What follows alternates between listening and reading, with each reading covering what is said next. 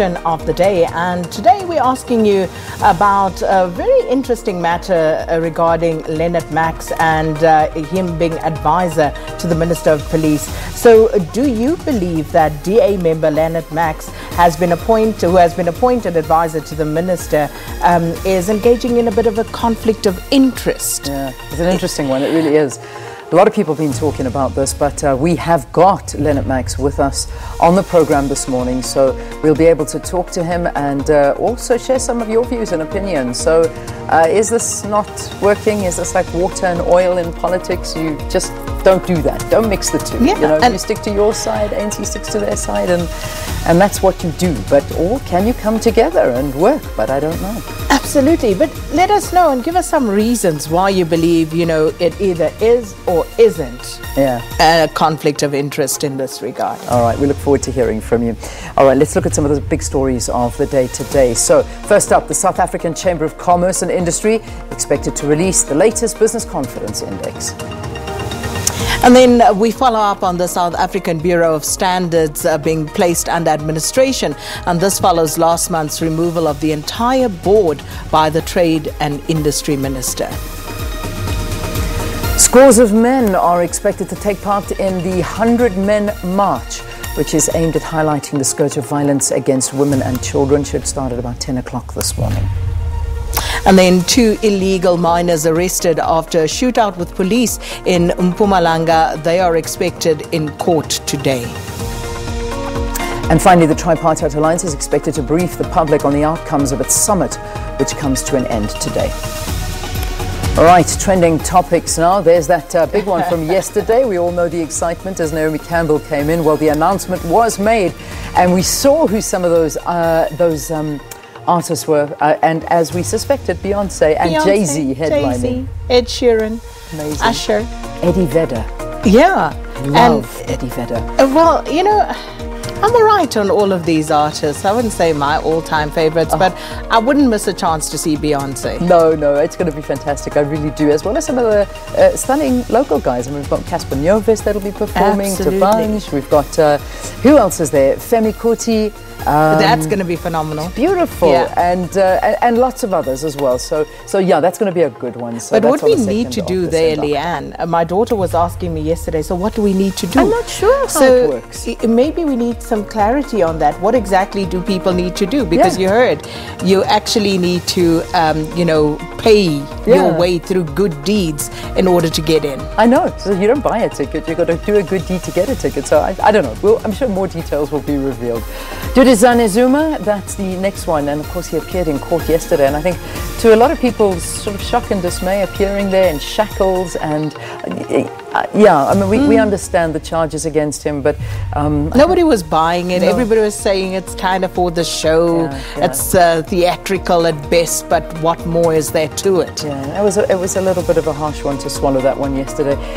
Michael Hulley, and that's also quite an interesting one. Former President Jacob Zuma getting rid of his longtime lawyer, Michael Hulley, and appointing a new one. So that is going to be an interesting one. The new one is equally interesting in Daniel Macha. So, you know, I don't know. The president, it's his former president, it's his prerogative. Yeah. But a very interesting choice. Exactly. Of a replacement for Michael Hulley. A very close associate of the Gupta family, right? So we are told, but we also know he was formerly on the board of Denel. So interesting character all the same. All right. So that's the big one. Kevin Anderson, my boy, congratulations. I mean, this is fantastic. First South African in, 15 years or something to make it up to the quarterfinals in Wimbledon?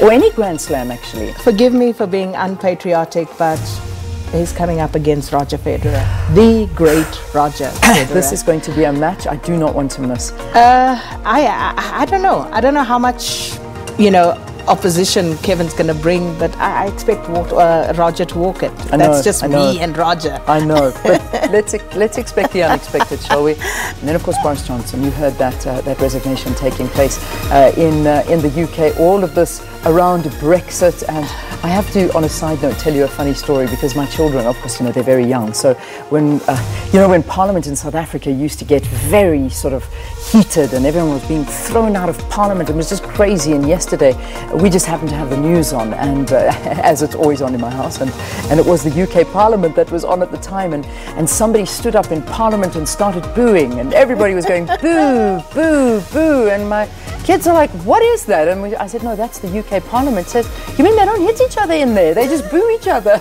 I was laughing. I said, no, children, no, nobody hits anybody. This is definitely no one hits. We don't hit either. So yeah, it's all over. But yes, there were boos in the UK From Parliament the mouths yesterday. of babes. Yes, the boos, boos. Okay, it is 6:15 here on the program. It's traffic time. Rob Byrne, you should appear, and there you are. Good morning to you. Good morning. Thank you, Leanne. Thank you, SK. Good morning, South Africa. Let's take you around the country, have a look what's going on this morning. First up, trains on the basically Joburg-Pretoria corridor are disrupted this morning. Delays of up to 40 minutes. That's what Metro Rail is saying. There are manual authorizations affecting Birchley, Culfontaine, Germiston, Irene to Centurion, and of course the main Joburg-Pretoria Tembisa line. So about 40 minutes on that particular corridor. Other issues, we've had motorists stuck on the N3 south of Heidelberg, some of them overnight last night, some facing massive delays, and it continues this morning. There was this multiple truck and vehicle collision. It happened around about 9:30 last night, and the authorities are still on the scene. You can see the latest update we're getting from the N3 toll concession says the Durban-bound carriageway near to Hooks is closed. Traffic is being stacked for recovery. So if you're planning on leaving Joburg, heading through to Durban, maybe do it a little bit later this morning and avoid that stacking situation. Also, this is happening in Pretoria today. It's the 100 Men March. It's to stop violence. It's raising awareness, if you like, and an effort to stop violence against women and children. The marchers will gather at the junction of Kokosi-Mampuru and Madiba at 8 o'clock this morning, and then move through the CBD to the southern lawns of the Union Building. It should all be over. They should arrive at the Union Buildings by 1 o'clock this afternoon. So between 8 and 1 this morning into the early part of the afternoon, you can expect some closures. I've put a list of the roads that are being affected with the closures there. It's pretty extensive, so just be aware. That's a great cause, obviously, but it is going to have an impact on traffic flow through the Pretoria CBD. Now, Cape Town this morning, this is what it looks like. Can't really see much going on there, can you? It's a very heavy mist right across the sort of greater Cape Town area. The highways and the byways are affected with poor visibility. Make sure if you're out and about in that this morning, you're just taking it easy, slowing down and proceeding with caution. That's the latest with the Morning Live traffic report.